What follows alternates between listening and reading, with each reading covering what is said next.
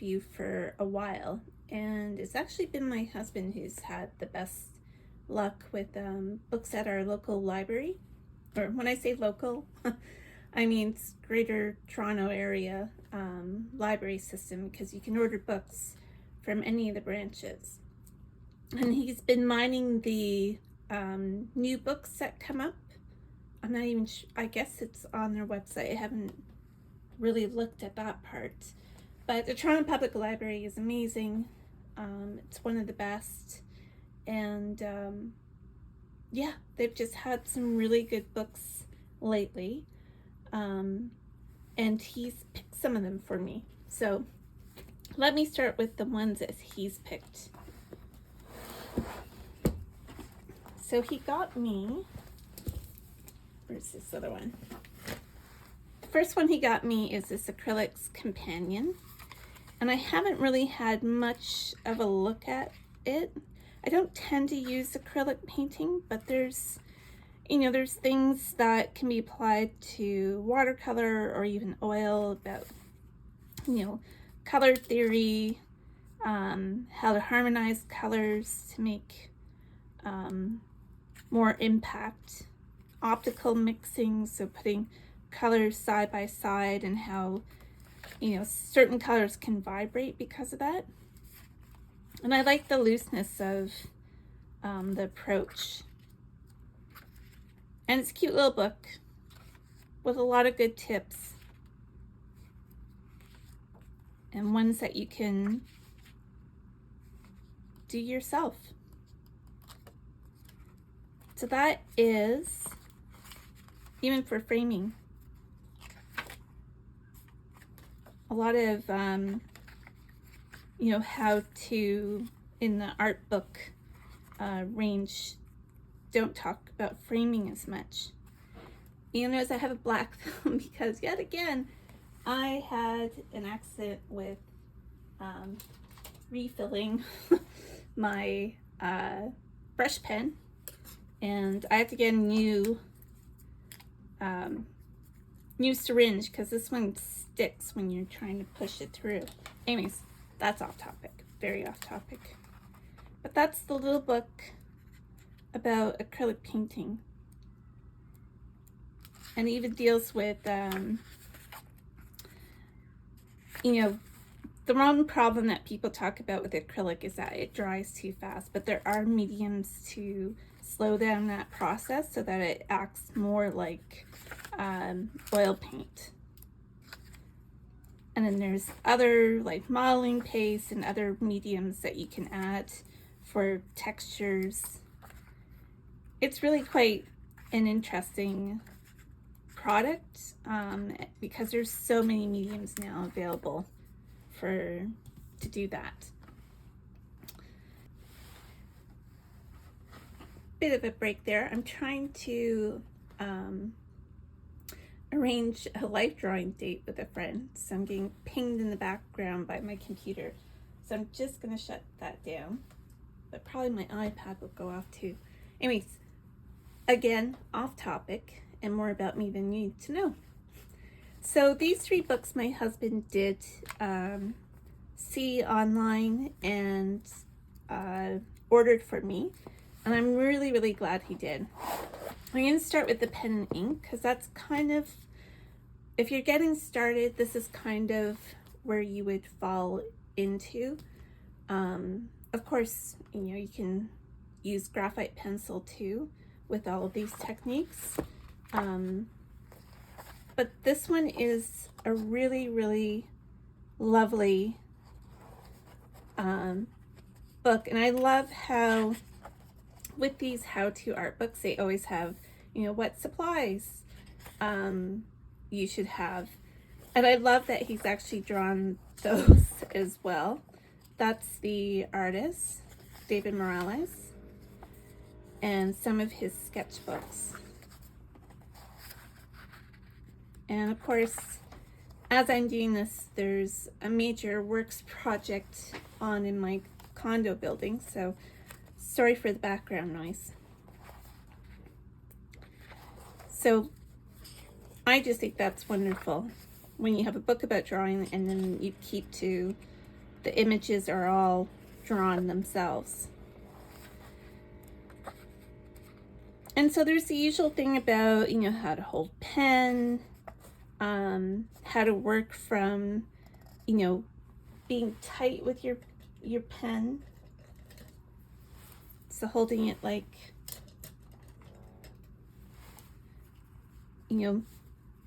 when people start, they tend to hold things tightly and they want to get very detailed.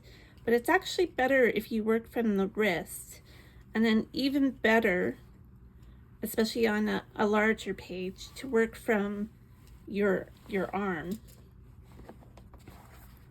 You actually get a straighter line by doing that. I know it's hard to believe, but you do.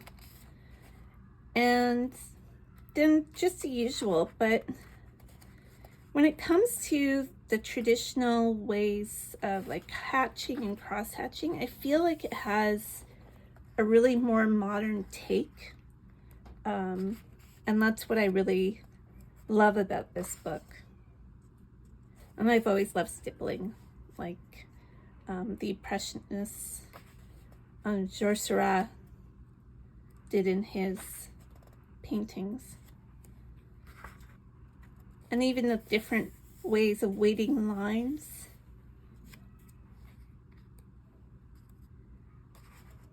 I always love pictures of fish for some reason, and just the scribbling and how you can say so much about texture.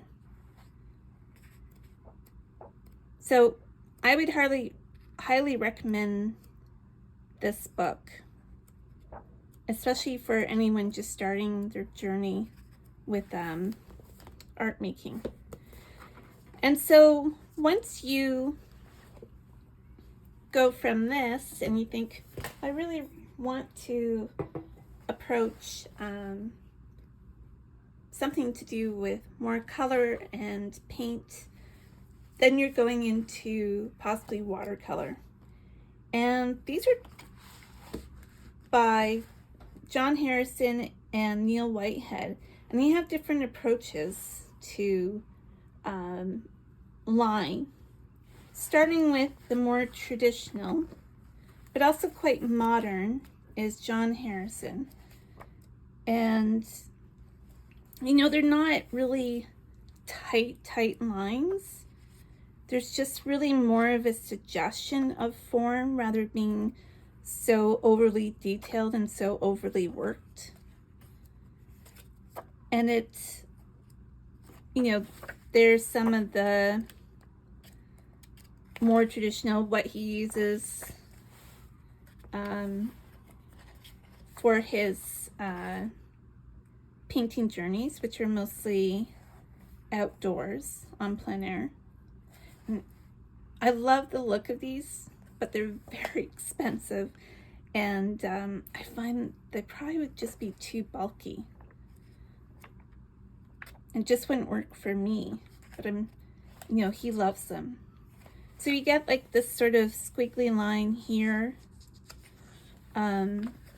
He is at times spare with his color, so it's not, there's some white being left of the page, which is really nice.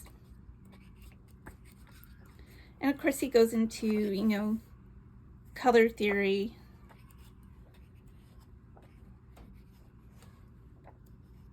And then tone. So it's a good overall start for anyone that wants to graduate from just line alone. Now, Neil Whitehead tends to deal with urban sketching, but doing it in a continuous line. So you're sort of starting and you're not putting your pen down until you finish that outline. And maybe you have to go back on yourself to get in some other detail or not. And if you saw this, you would think, oh, there's no way I could make a picture like out of that. But you do.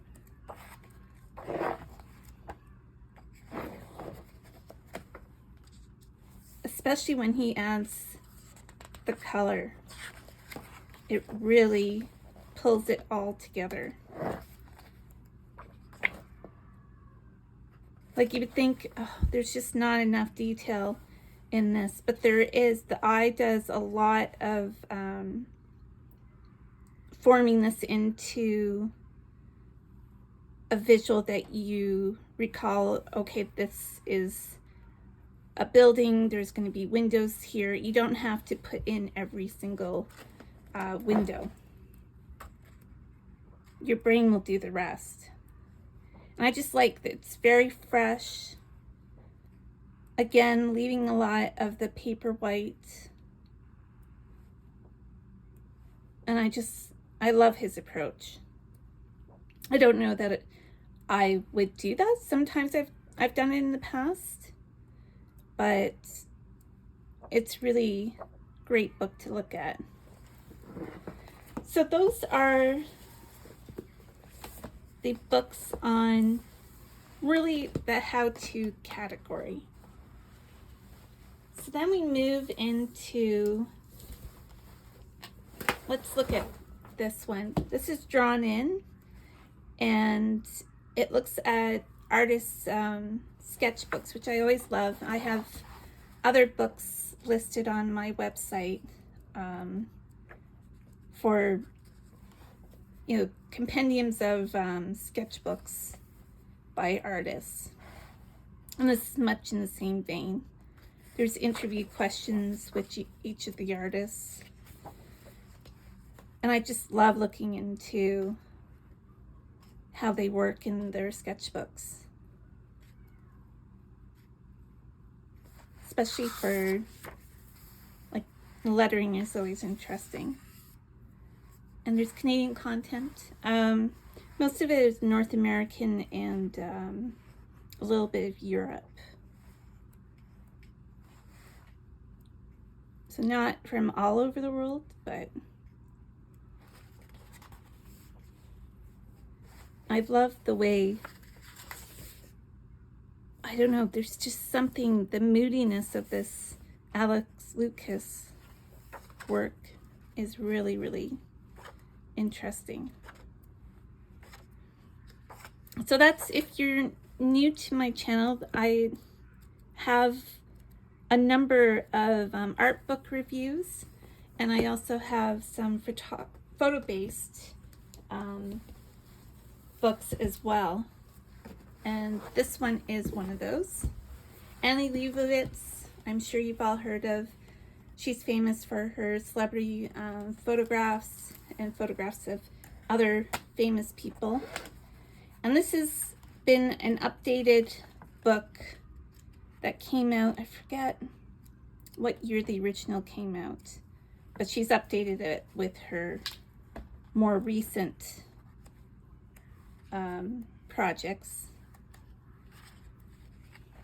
And this one is great, with Helen Mirren and Judi Dench, and Helen Mirren and Kate Winslet back in 2006. And she's also photographed the Queen.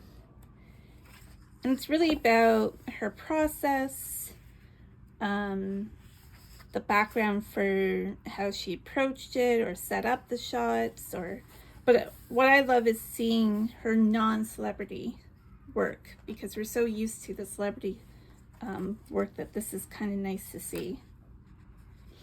And even a picture of Virginia Woolf's writing desk. And it's just such an incredible career, and I just love, I would love to hear her talking about this. So this is one of the books that my husband also ordered for me. This one I had seen in something else, and I had also seen this book, the last of the stack that I'm looking at today. The Story of Drawing: An Alternative History of Art is exactly what it says on the cover. So it's a history of how drawing emerged. Drawing wasn't really a done thing until the Renaissance. It was never considered